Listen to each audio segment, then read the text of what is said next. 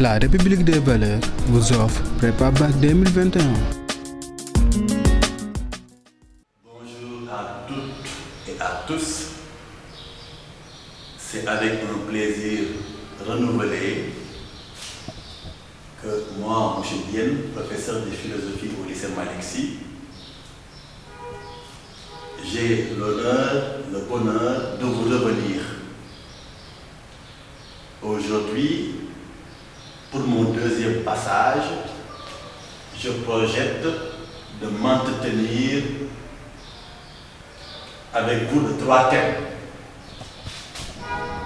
en fonction bien sûr de la disponibilité du temps qui nous sera imparti.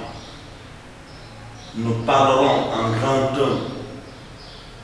1 de quelques aspects de l'art. En grand 2, nous reviendrons sur le cours sur la liberté et, si possible, en grand 3, nous reviendrons sur le thème de l'État. Il ne s'agira pas aujourd'hui de faire un cours parce qu'on suppose que le cours a déjà été fait, mais de revenir sur le cours mais sous la forme de dissertation. Ce qui nous permettra de revisiter le fond, mais aussi la forme. Et ici, nous avons pris un sujet extrait d'un texte sur l'art qui était sorti lors d'une édition du baccalauréat. Le sujet est intitulé comme suit: où il n'y a pas création, l'art n'existe pas. Et on nous dit apprécier. Quand on dit à l'élève apprécier, c'est au niveau du développement. Ce qui montre quoi? Qu'avant le développement, bien sûr, il y a un point qu'on intitule l'introduction. Lors de nos prochaines éditions, nous reviendrons uniquement sur l'introduction et éventuellement sur la conclusion. Mais pour aujourd'hui, nous allons nous concentrer sur comment on développe un sujet. Quand on dit apprécier, on n'apprécie que dans le développement. Que signifie apprécier? Ça signifie 2 choses. D'abord, on parle de la défense de la thèse. Autrement dit, on parle de l'explication. On parle de la prise en charge. De quoi? De ces propos-là.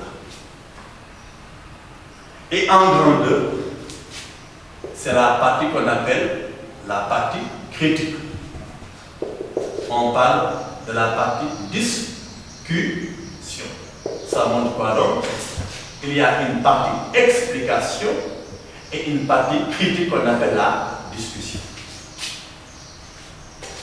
Expliquer veut dire quoi? Ici, ça signifie quoi? Donner le sens de ces propos. Ça signifie quoi? Expliciter. Ça signifie quoi? Faire comprendre. Autrement dit, qu'est-ce que cela veut dire? Que là où la création n'existe pas, l'art non plus n'existe pas. Qu'est-ce que cela veut dire? C'est ça la première partie de ce qu'on appelle l'explication. Mais expliquer, c'est aussi quoi? C'est aussi argumenter. Parce que finalement, pour défendre une thèse, il faut les arguments pour la défense. On dit alors, c'est expliquer en argumentant. Pour argumenter, l'élève peut donner des exemples, il peut donner des citations.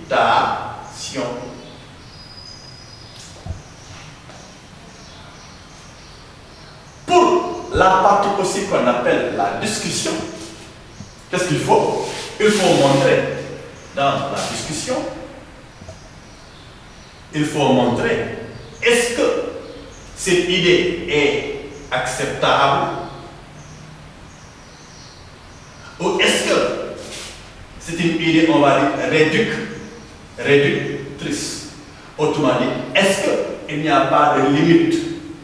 Est-ce qu'il n'y a pas lieu de nuance? Quoi? C'est pourquoi. Les élèves constateront alors que dans l'épreuve qu'on appelle le commentaire, qui consiste à expliquer, à discuter, il y a des choses qu'on pourrait apprendre, reprendre et utiliser dans ce type de sujet-là. Comme les élèves le constatent, expliquer, c'est comme développer une thèse, la thèse contenue dans ce sujet-là, et discuter, c'est comme faire une antithèse. On parle alors de la partie critique, de la partie discussion. Voilà pour l'approche méthodologique dans le développement. L'élève va essayer de nous montrer, qu'est-ce que cela veut dire que l'art n'existe pas, là où il n'y a pas de création. Qu'est-ce que cela veut dire? Ensuite, pourquoi une telle affirmation mérite d'être avancée? C'est un peu ce qu'on appelle l'argumentation. Deuxième partie, cette argumentation est-elle totalement acceptable? Si oui, pourquoi? Sinon, dans quelle mesure elle n'est pas acceptable? Quels sont les arguments qui montrent qu'elle n'est pas totalement acceptable?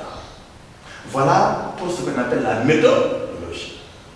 Maintenant, nous allons passer à l'application de cette méthodologie. Qu'est-ce qu'il faut faire?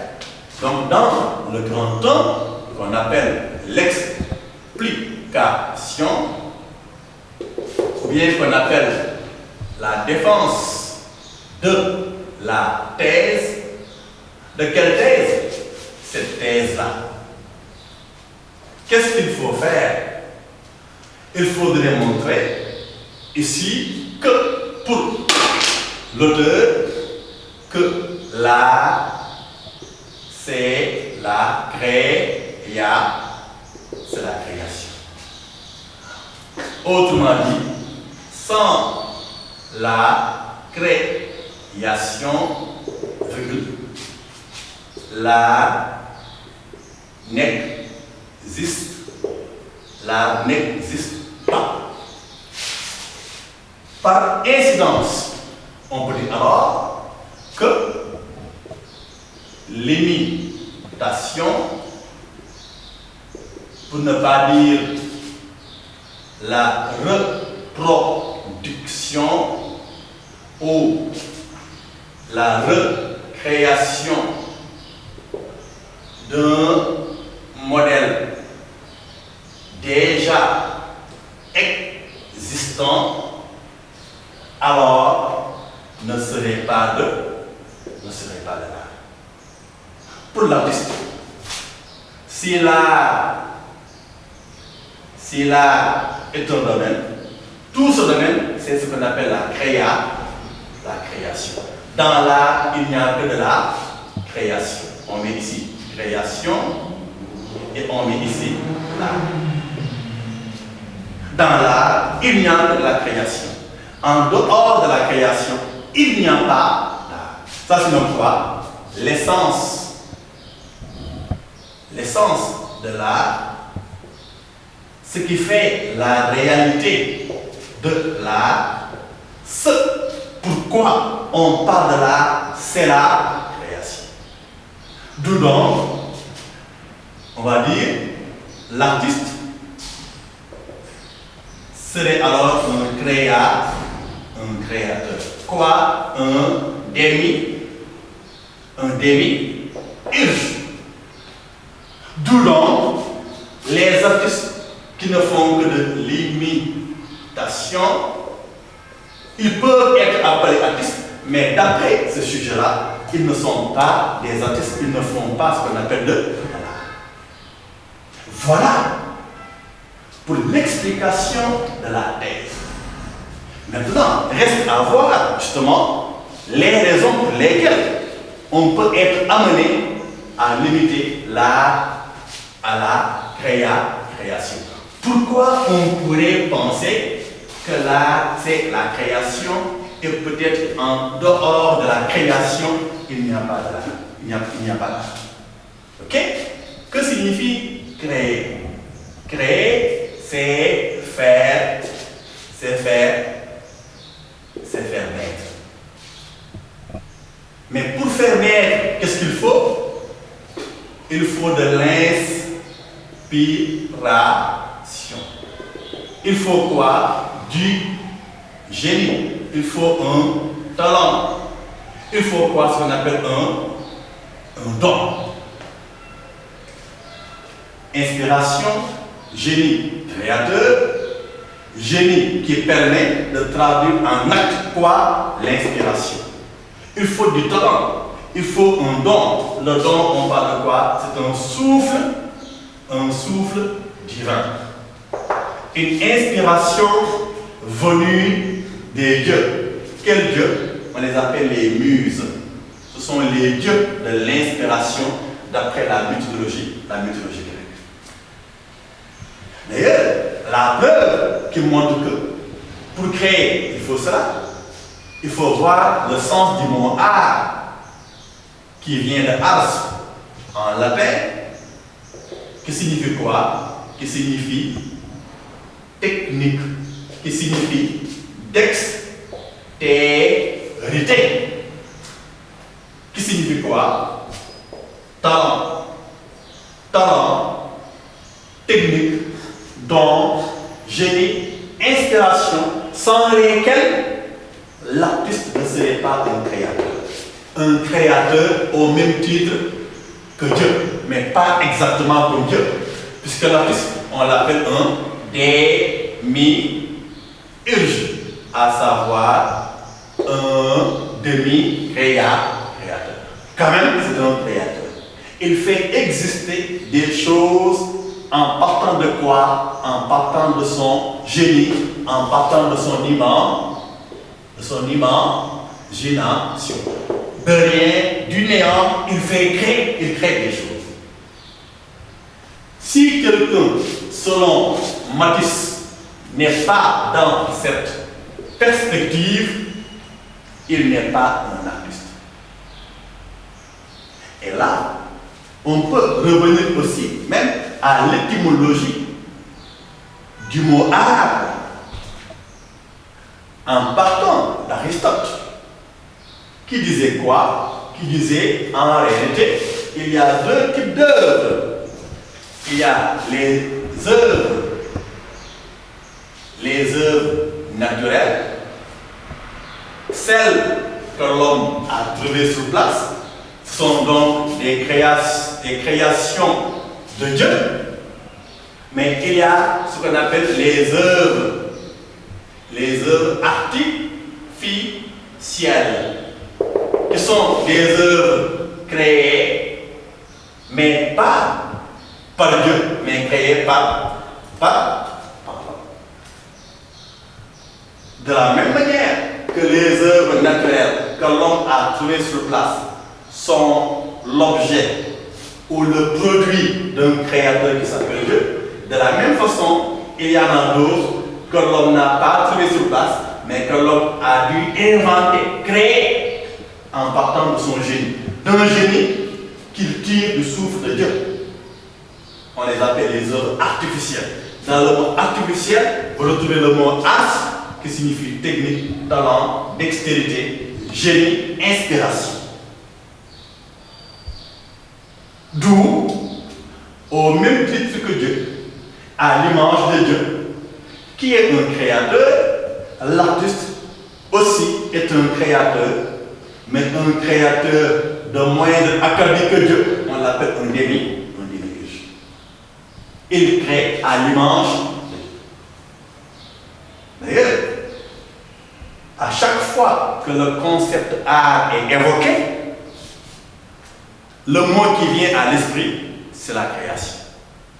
Chaque fois qu'on dit un artiste, on parle de la création.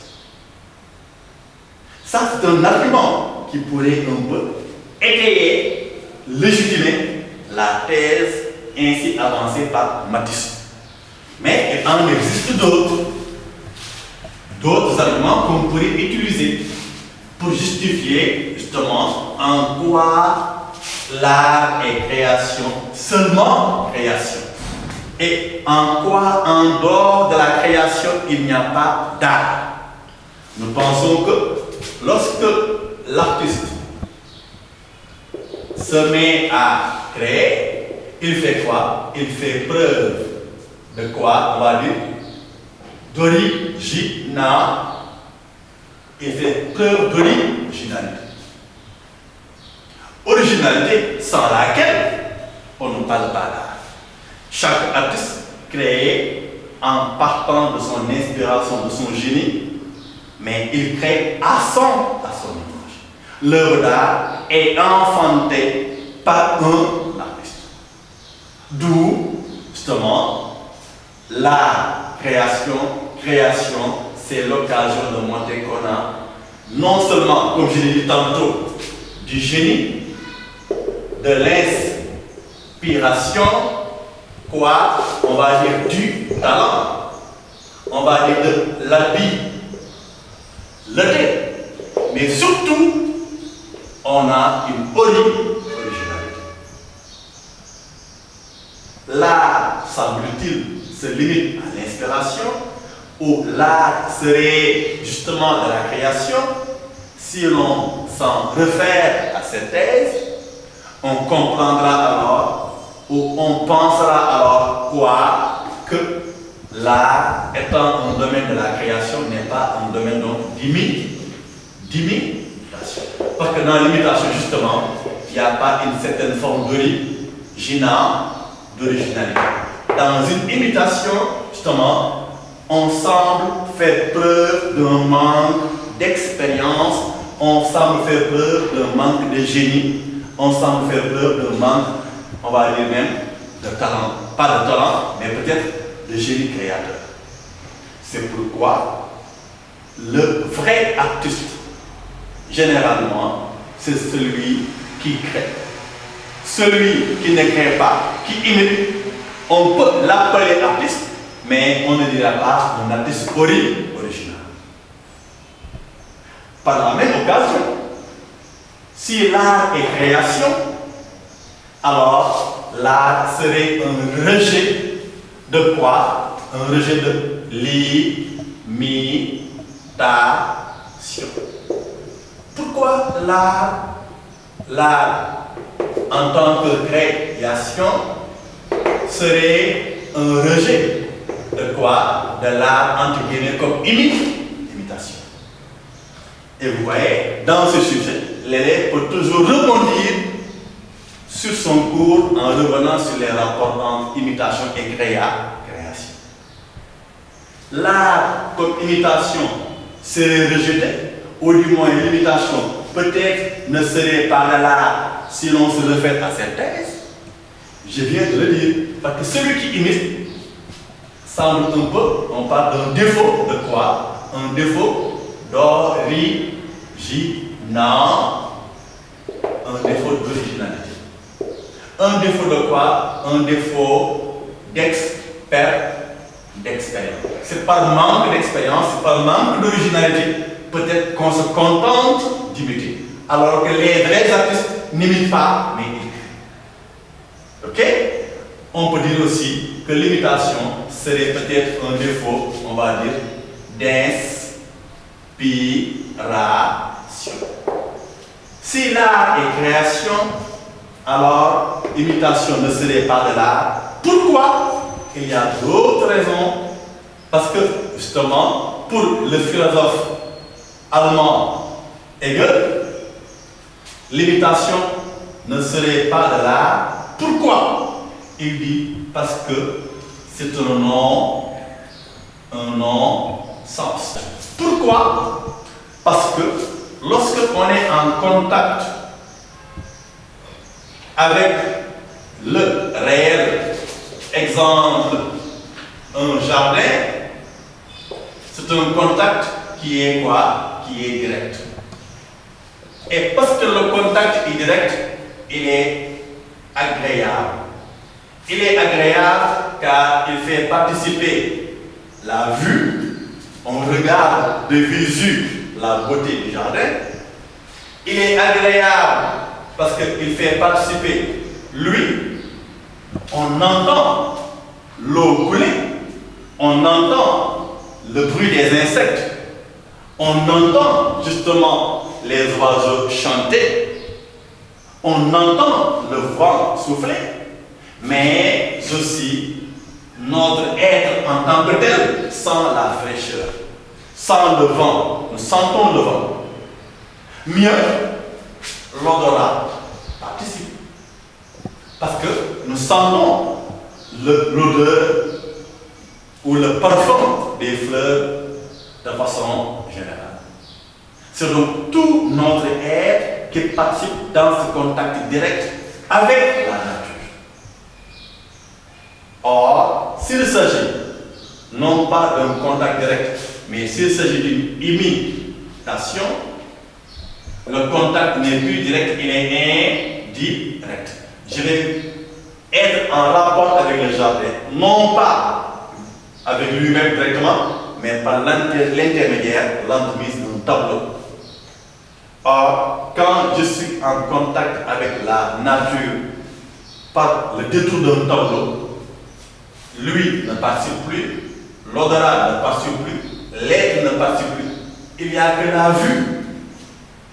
Et la vue, justement, entre la vue et le spectacle réel, il y a un intermédiaire qui pourrait être un obstacle, c'est le tableau. Voir la nature, non pas en lui-même ou en elle-même, mais voir la nature à travers un tableau. Et je dis, si je peux avoir cela, il n'y a pas de sens à le chercher dans un tableau. Mieux, Hegel dira que vouloir procéder par imitation, c'est programmer un échec ou c'est aller vers un échec programmé. Parce qu'il dit, la nature, c'est l'œuvre de Dieu. Dieu est un être parfait. Il est justement, pour tout dire, le seul artiste, c'est le seul créateur. Ces créatures sont parfaites. Elles sont sublimes, élogieuses. Il dit, quand nous voulons faire la même chose que lui, nous sommes sûrs et certains que jamais nous ne réussirons. Et pour nous montrer cela, Hegel dit que ce que Dieu est pour l'artiste qui voudrait imiter, c'est exactement ce que un éléphant est pour un ver de terre qui voudrait l'imiter. Autrement dit, pas plus qu'un ver de terre ne pourra jamais ressembler à un éléphant. Non plus, un artiste qui imite ne pourra jamais imiter parfaitement quoi les créatures de Dieu. Ce que le ver de terre est face à l'éléphant, c'est ce que l'artiste imitateur est face à la grandeur de Dieu. L'œuvre de Dieu, elle est parfaite. L'œuvre de l'artiste imitateur, elle est imparfaite. Par conséquent, il n'y a pas de sens à chercher à imiter. Voilà pourquoi Hegel dira que l'art n'est pas imitation, mais l'art est création. Et comme vous le constatez, je suis en train de renforcer quoi? La thèse ainsi avancée par l'artiste. Je suis en train de l'enrichir par des arguments et par des exemples et par des citations. Voilà pourquoi, pour faire une dissertation ou un commentaire, connaître la méthodologie est une chose, mais aussi maîtriser le contenu en est une autre. Les deux doivent se compléter. Le fond est là, la forme. Voilà pour la première partie qu'on appelle l'explication ou la défense de la thèse. Je rappelle donc, on a dit que l'art égale création et Si l'art est création, cela signifie donc alors quoi? Que l'imitation n'a pas sa place en art. L'art est création, donc l'artiste est un demi. C'est un demi-use. Ok? L'art est création, c'est expression du génie, expression du talent, expression un peu d'un don, expression d'une imagination, ok? Expression aussi quoi? D'un savoir-faire. Autrement dit, expression d'une dextérité. Mais surtout, c'est la preuve de quoi? D'une originalité. Autant d'éléments sans lesquels on ne peut pas parler de l'art. Si ceci c'est l'art, l'art n'est pas l'imitation. Parce qu'il semblerait alors que l'imitation serait un défaut de quoi? Un défaut de génie, un défaut d'inspiration, que l'imitation serait peut-être un défaut de talent, un défaut, on va dire, d'expérience, c'est peut-être un défaut, on va dire, d'autant de ceci ou bien un défaut d'originalité. L'art est création, donc elle n'est pas imitation. Hegel dira, l'art n'est pas imitation, parce qu'il n'y a pas de sens à vouloir imiter ce que je peux avoir dans la vie de tous les jours.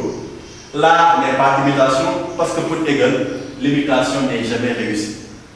D'où la métaphore de l'éléphant et du ver de terre. Le ver de terre, c'est celui qui imite. L'éléphant, c'est justement celui qu'on imite. Dans ce cas de figure, c'est l'artiste qui fait figure de ver de terre et c'est Dieu qui fait figure de l'éléphant. L'art est imitation, est création, donc elle n'est pas imitation. Le candidat ou la candidate aussi pourrait montrer en quoi l'art n'est pas imitation, car elle n'est que création.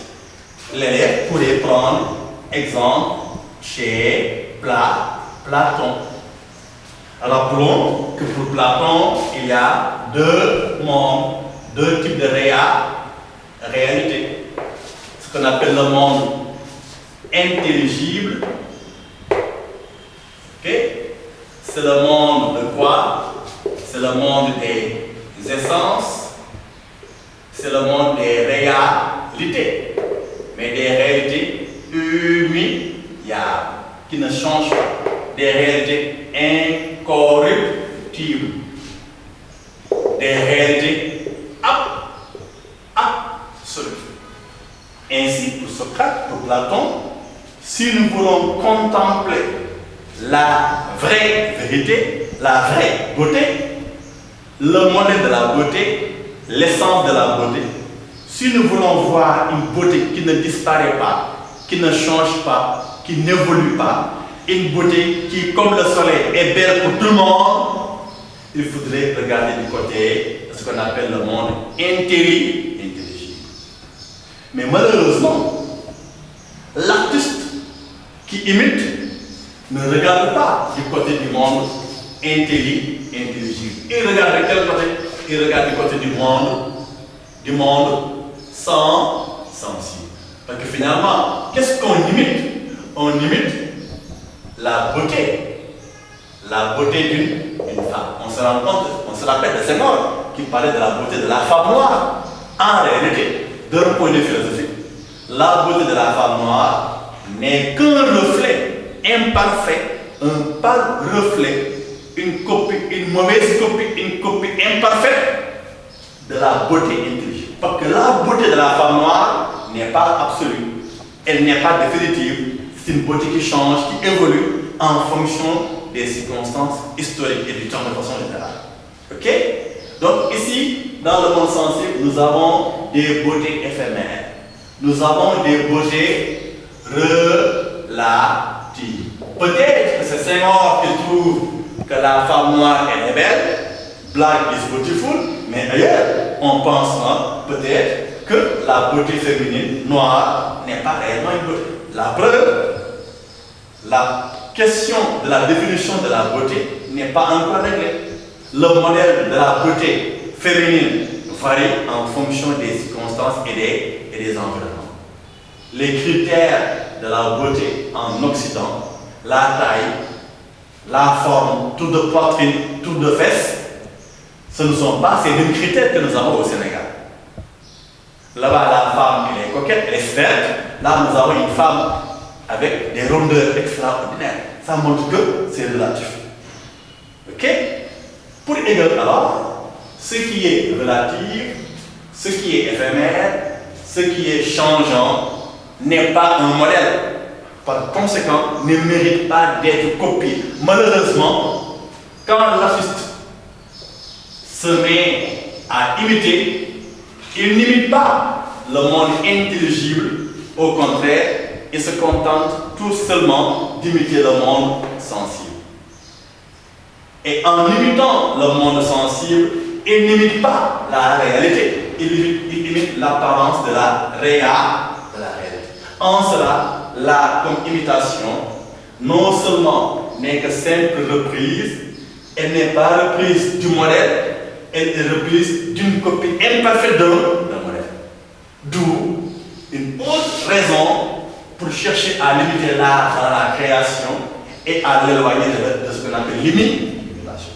Nous pensons ici avoir donné plus ou moins aux candidats qui nous suivent en ce moment ou qui nous suivra après autant d'éléments pour comprendre la thèse de l'auteur, pour expliquer la thèse de l'auteur et peut-être même pour étayer cette thèse de l'auteur. Ça, c'est la partie qu'on appelle l'explication. On peut passer à une deuxième partie maintenant qu'on appelle la discussion. On l'appelle discussion ou bien on l'appelle la phase critique. La phase critique. Discuter, chers élèves, chers candidats, ce n'est pas forcément rejeter. Même si par discuter, on peut entendre rejeter. Discuter, ce n'est pas forcément, on va dire, cautionner, partager. Même si dans discuter, on peut entendre cautionner.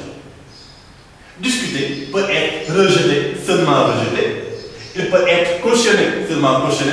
Il peut être rejeté et cautionné, ou cautionné et rejeté à la fois. Mais après avoir argumenté, éclairé la thèse de l'auteur, le moment est venu pour nous demander est-ce que réellement nous la partageons totalement. Nous l'avons éclairé en dépassant l'auteur Matisse, en évoquant Platon, en évoquant Hegel, pour montrer qu'il n'est pas le seul à penser ainsi. Pour discuter aussi, on peut faire la même chose. Et dans une certaine mesure, on peut dire quoi? Dire que l'art est créateur uniquement. Dire quoi? Que sans la création, il n'y a pas de l'art. On dira quoi? Que c'est un point de vue réducteur. C'est un point de vue dogmatique. Et comme c'est réducteur, il faut quoi? Il faut élargir. Comme il est dogmatique, il faut quoi? Il faut relativiser. En montrant quoi? Oui, l'art, c'est vrai, c'est la création, mais il ne faudrait pas dire que sans la création, il n'y a pas de l'art. Parce que, au-delà d'être une création, l'art pourrait aussi être quoi? Une imitation. D'ailleurs, vous prenez un Aristote, il dira quoi? Même dans l'imitation, il y a quoi? Il y a de la création. D'autant plus que, justement, lorsque l'artiste se met à imiter, il ne reproduit pas fidèlement, exactement le modèle déjà existant, mais chaque fois, l'artiste essaie quoi? Il y a ce qu'on appelle ajouter, cela qu'on appelle sa touche. On dit personne. Et c'est cette touche personnelle qui est ajoutée, qui est le plus que l'artiste a inventé, qui fait dire que dans l'imitation, il y a de la création. Et parce que dans l'imitation, il y a de la création, on dira alors, l'art n'est pas seulement création, mais l'art est aussi imitation. L'artiste cherche parfois soit à diminuer, soit à ajouter quelque chose au modèle.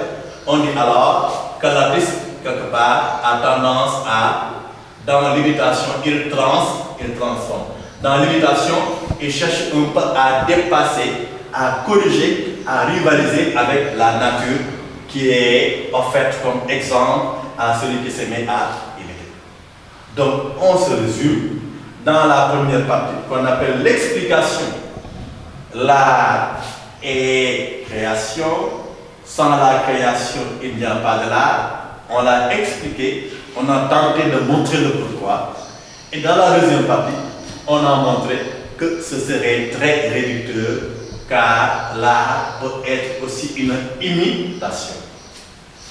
L'art est une imitation pour plusieurs raisons. Ok? On a dit une imitation parce que dans une imitation, il y a de la création. Cela Aristote a appelé de la poésie. Une imitation, c'est la mimésis. Mais tout en imitant, l'artiste est en train de créer. Créer comment? Créer, on va dire, en modifiant. Quoi? Le modèle. Et en modifiant le modèle, l'artiste est en train de faire quoi? Il est en train justement de donner une touche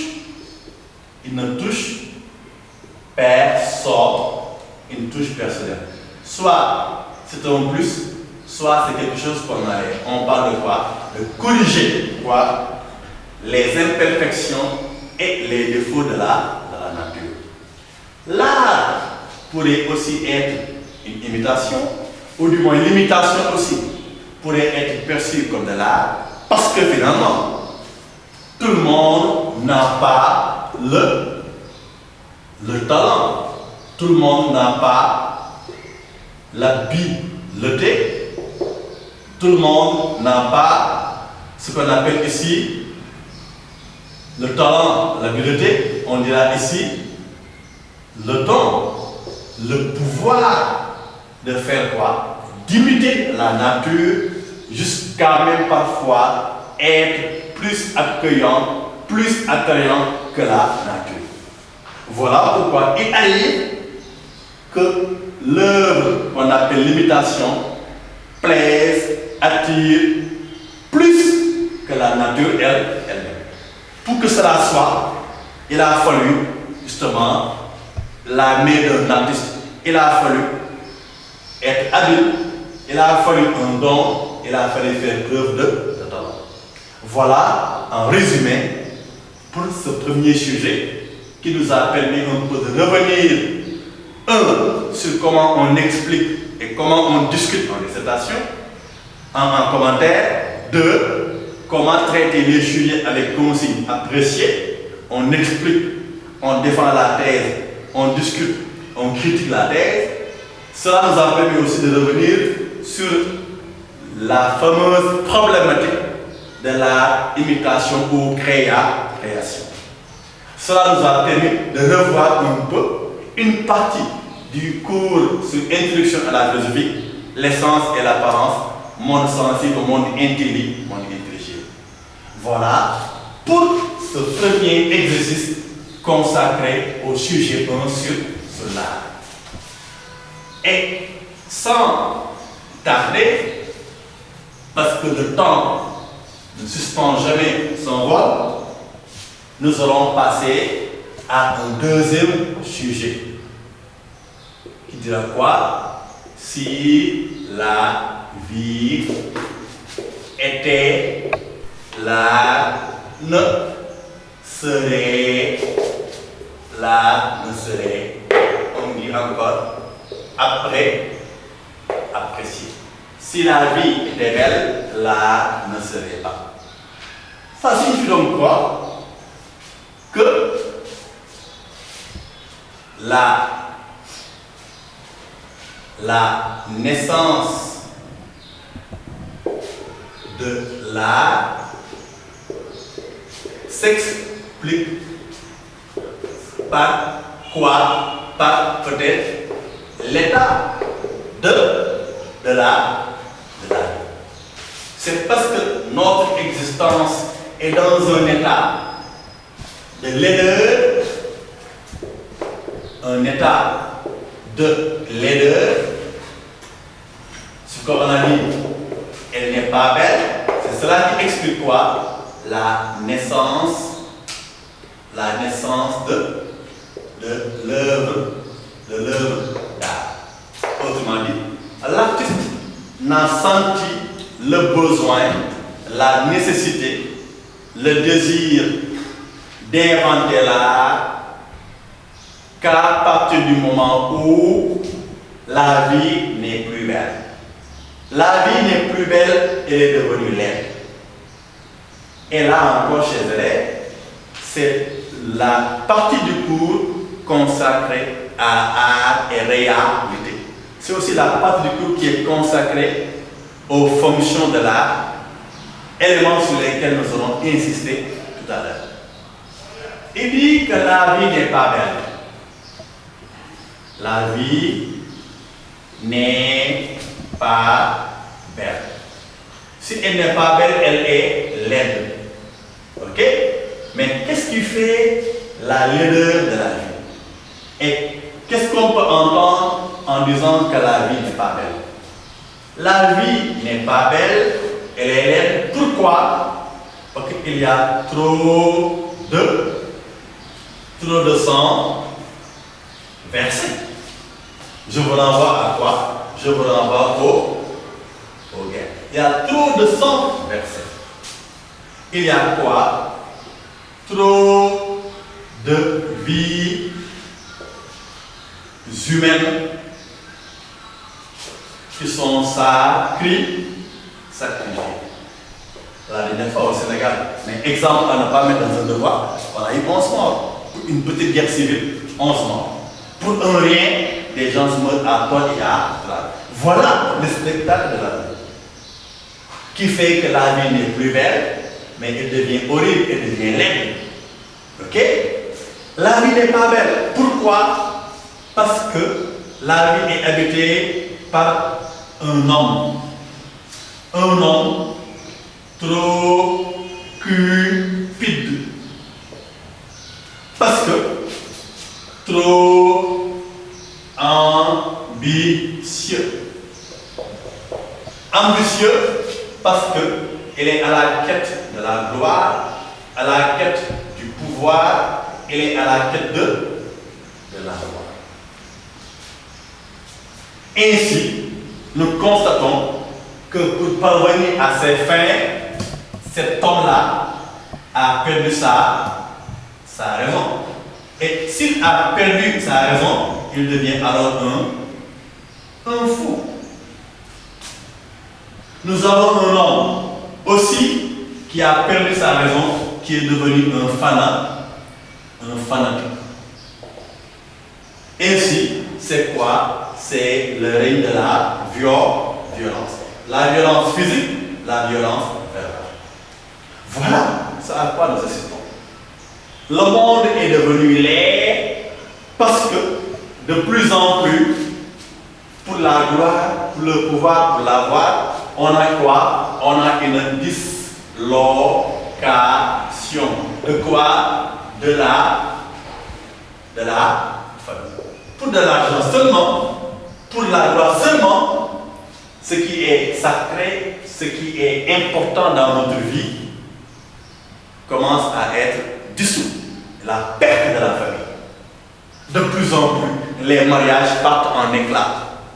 Pourquoi? Opposition de point de vue. Nous constatons aussi, que dans le domaine de la politique, pour la quête du pouvoir, les gens sont prêts au complot. On parle essentiellement de la théorie du complot, de la diabolisation, de la violence du crime.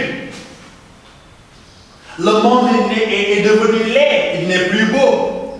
Parce que finalement, les repères d'hier, les références d'hier qu'on appelle les leaders d'opinion, les chefs religieux, beaucoup d'entre eux ont semblé un peu troquer le veste. Ils deviennent quoi? Ils deviennent non plus guides spirituels, ils deviennent hommes d'affaires. Ce qui n'est pas mauvais. Mais quand même, il y a un problème à ce niveau-là. Voilà notre spectacle. Par conséquent, l'homme est en train de souffrir. L'homme est déçu.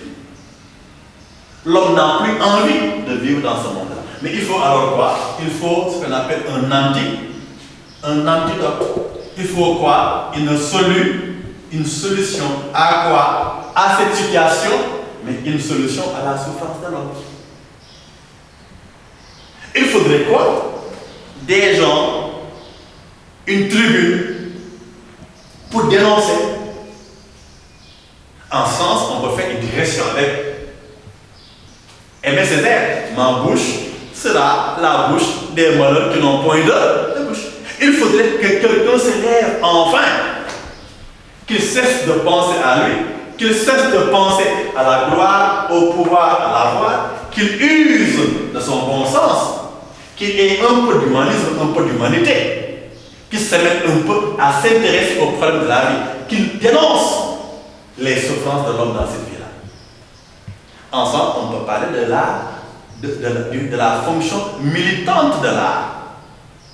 Dans ce cas de figure, si tout était nickel, s'il n'y avait pas de problème, les artistes comme Bob Marley, Tiken Jah Fakoly ne se lèveraient pas pour dire get up, stand up, fighting for our right.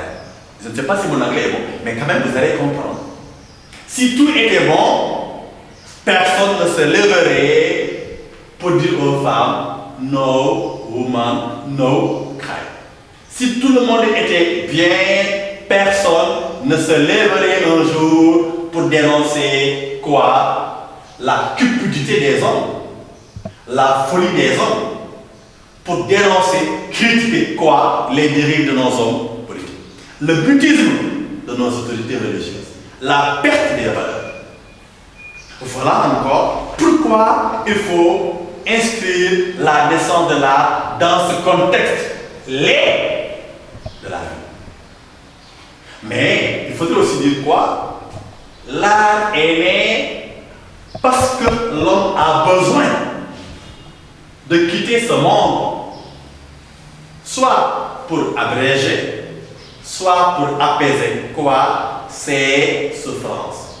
En ce sens, l'art constitue un refuge qui permet à l'homme de quitter symboliquement ce monde-là pour se mettre à rêver, à respirer, à prendre du plaisir.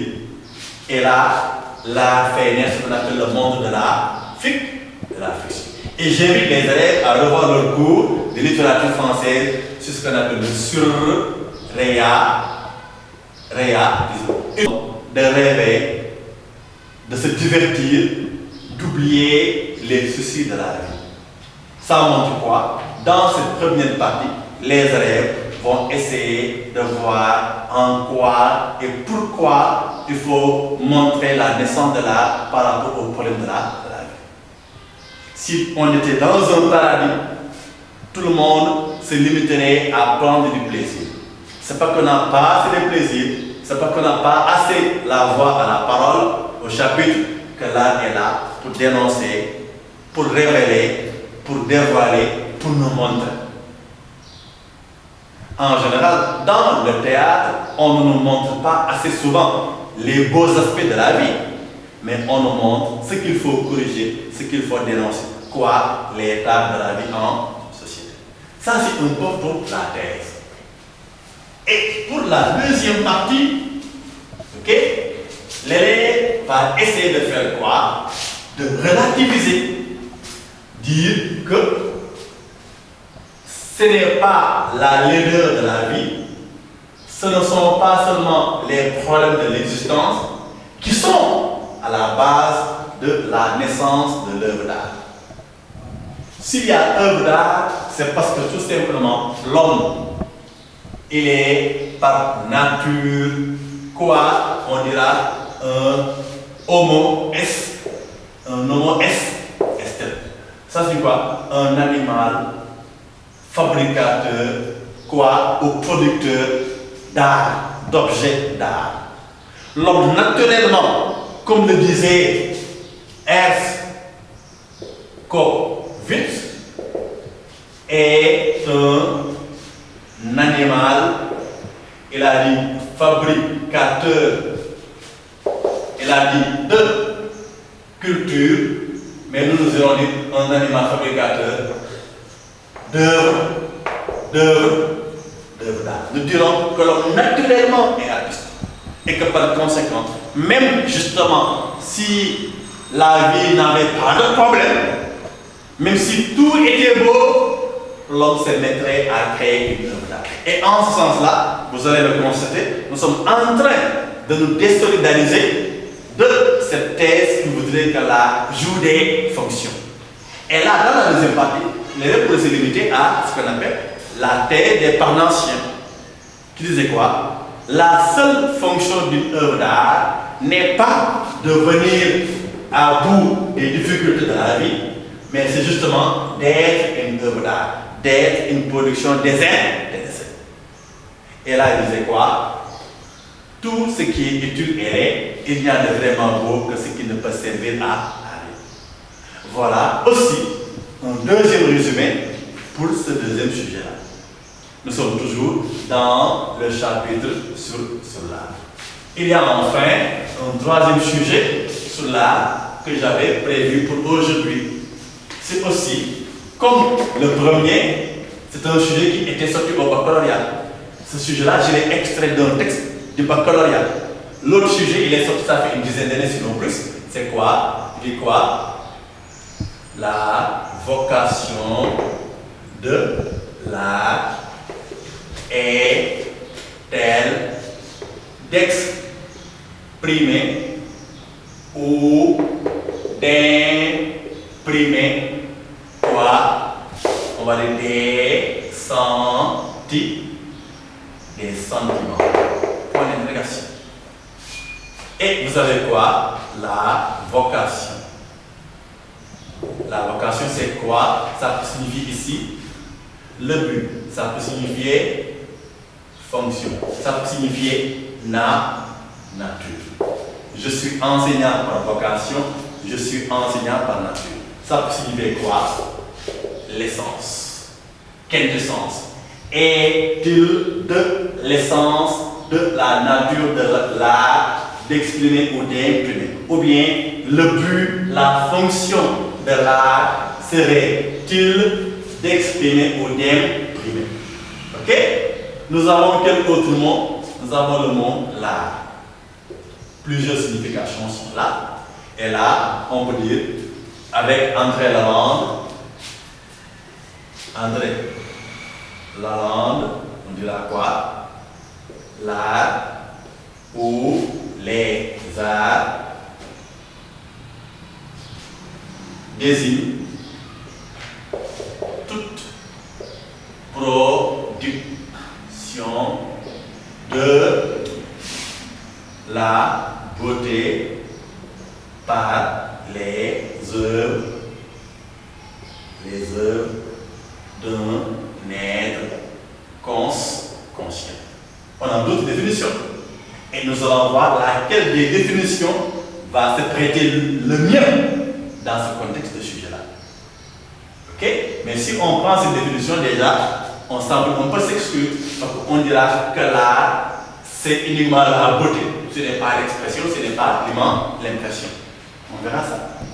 Mais on peut dire, André Lalande disait de l'art, deux points, l'art ou les arts désigne toute production par les œuvres d'un être conscient. On peut l'apprendre, hein? Et on a le mot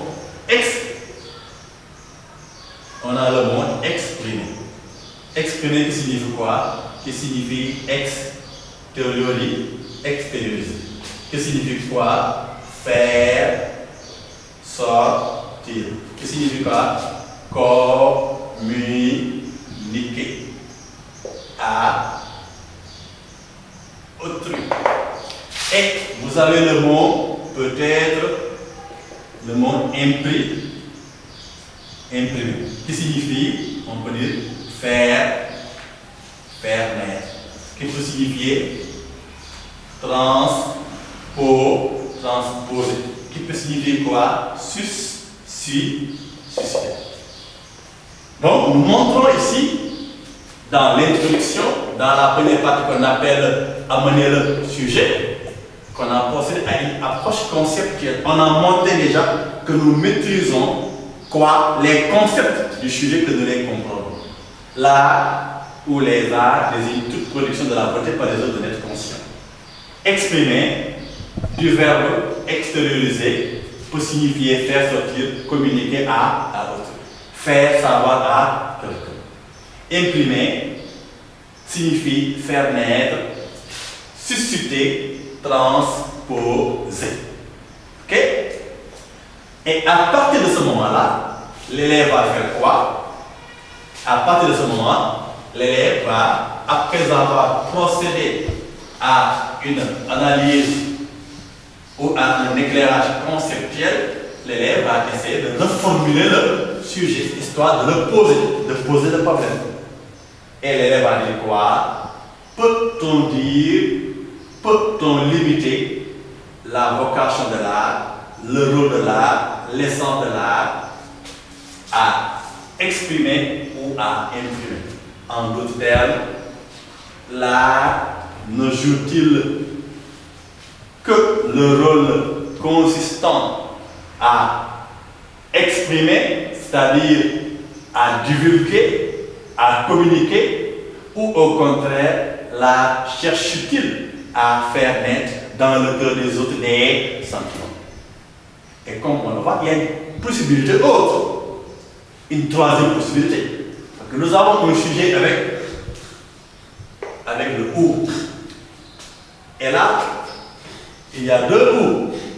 Il y a un ou inclusif et un ou exclusif. En général, c'est le ou inclusif que nous voyons dans les sujets de baccalauréat. Pour montrer quoi? Que l'art, c'est d'abord une expression des sentiments, mais là, c'est aussi quoi? Le fait d'imprimer des sentiments. Donc l'un n'exclut pas l'autre. On inscrit la vocation de l'art dans les deux perspectives. C'est à la fois exprimer, c'est imprimer. Et pour ce type de sujet, justement, le ou peut être remplacé par un et. La vocation de l'art qui est d'exprimer et d'imprimer des sentiments. On peut mettre ça dans la première partie. L'art a pour vocation d'exprimer, premier paragraphe, deuxième paragraphe, l'art aussi a pour vocation d'imprimer quoi? Des sentiments. Et dans une deuxième partie, on dira quoi? Cependant, en plus de ces deux, l'art a d'autres vocations. Et là, l'élève a seulement un exemple. Peut-être, on peut dire qu'il y a la vocation qui consiste à éduquer, à éveiller, ou bien qui consiste à dénoncer les tares de la société. Voilà à peu près aussi pour ce sujet-là, qui était sorti encore au baccalauréat. Mais que signifie que l'art a pour vocation quoi? D'exprimer. Quoi? On dit des sentiments. Quels sont les sentiments? Il y a la nostalgie, il y a l'amour en général, ok? Il y a quoi? La colère. Il y a quoi? déception. Senghor, dans Joie, je me rappelle, exprime ici une nostalgie. Vous prenez aussi un autre, à savoir Kamaralay, l'enfant noir, il exprime une nostalgie, un royaume d'enfance. Vous prenez aussi Baudelaire, les fleurs du mal, il exprime ce double sentiment. Amour pour sa mère, mais aussi colère contre notre père, colère vis-à-vis de sa mère. Il n'a pas toléré que sa mère se soit remariée avec cet homme, un grand ronfleur, un ivrogne, un homme méchant, sans humanité, sans âme. Il y a aussi la déception. Il y a aussi quelque part l'amertume. On se rappelle de Victor Hugo dans Contemplation, qui pleurait, qui exprimait quoi? Quelque part, sa déception, sa détresse à la mort de sa fille Léopoldine. Voilà autant d'éléments que l'artiste exprime dans son œuvre d'art, à travers sa musique, mais aussi à travers son tableau. Dans un tableau, avec les couleurs, avec les formes, on exprime quoi? Notre sensibilité. Quoi? Notre amour. Parfois même, on exprime notre colère. Par la couleur rouge, il y a trop de sang. On exprime un rêve en jouant plus ou moins sur la couleur bleue, etc. Dans une œuvre d'art, aussi à travers la musique, les thèmes de nos chansons souvent ont trait à l'amour. On trait à quelque part ce qui nous fait mal. On se rappelle de ce groupe de rap qu'on appelle Kurgi, autoroute à péage, autoroute gaspillage. C'est une colère, une déception. On a les rappeurs, on dit rap hard, ça montre quoi? Que c'est dur. On dégage notre colère, notre rancune vis-à-vis de nos leaders politiques, vis-à-vis peut-être de nos enseignants, vis-à-vis de nos aînés, vis-à-vis peut-être de nos sœurs qui n'ont plus de prix sur leur corps. Autant d'éléments sur lesquels on peut s'appuyer pour montrer que l'art a pour vocation d'imprimer. Et dans la deuxième partie, on peut montrer, dans le deuxième paragraphe, que l'art aussi pourrait avoir pour vocation d'imprimer. Et c'est la raison pour laquelle, justement, l'art est quelque chose d'utile dans la société. Elle cherche un peu à stimuler le cœur de la personne. Nous savons, justement, qu'un homme sans cœur, un homme sans sentiment, n'est plus un homme, il devient un monstre. Et un monstre, il devient un danger dans l'art. Donc il est même du rôle de l'art de procéder à une éducation, on va dire, en touchant à la sensibilité de l'homme, en cultivant à l'homme quoi? Le don d'être triste, de savoir justement aimer, de savoir entrer dans la nostalgie, en tout cas, de montrer qu'on est quelque part un homme.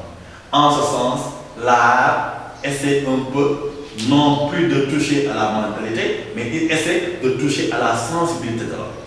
Et la sensibilité est un élément important dans la vie d'un homme. Un homme sans sensibilité, il devient un grand danger pour la suite. Il tue, il ment, il fait tout ce que bon lui semble, sans tristesse, sans regret, sans remords. De ce point de vue, l'art joue un rôle essentiel dans la société. Mais justement, l'art aussi cherche à imprimer quoi? Des sentiments. À travers une pièce de théâtre, on cherche un peu à toucher à la sensibilité de nos leaders politiques pour leur montrer un peu la misère de la population. À travers un film, à travers une musique, à travers un roman, on cherche aussi à toucher la sensibilité de qui? Des enseignants, pour leur montrer que parmi les élèves, il y en a qui ont des problèmes. À montrer quoi? Que les autres qui sont bien lotis, qui mangent bien, qui sont vraiment sans difficulté, il faudrait qu'ils soient sensibles aussi aux autres. Et là, c'est un rôle que l'art joue très bien, en essayant de montrer, de sensibiliser l'élève peut, après avoir montré en quoi l'art peut exprimer ou imprimer, l'élève va dire dans la deuxième partie, cependant, l'art pourrait avoir d'autres vocations. Par exemple, éduquer. Par exemple, divertir. Par exemple, transporter l'homme du réel vers l'irréel. Ça, c'est une perspective possible. Il y a une autre perspective, l'élève dira, cependant, pour les parnassiens, la vocation de l'art n'est pas d'exprimer ou d'imprimer des sentiments. L'art n'a qu'une seule vocation. C'est quoi? C'est être au service de la beauté. C'est un peu ce qu'on appelle la thèse de l'art pour l'art. Voilà, mesdames, messieurs, chers élèves, la première partie de notre exercice de ce matin qui a consisté à revenir sur l'art en partant de 3 sujets de dissertation. Je vous remercie et je vous donne rendez-vous tout à l'heure.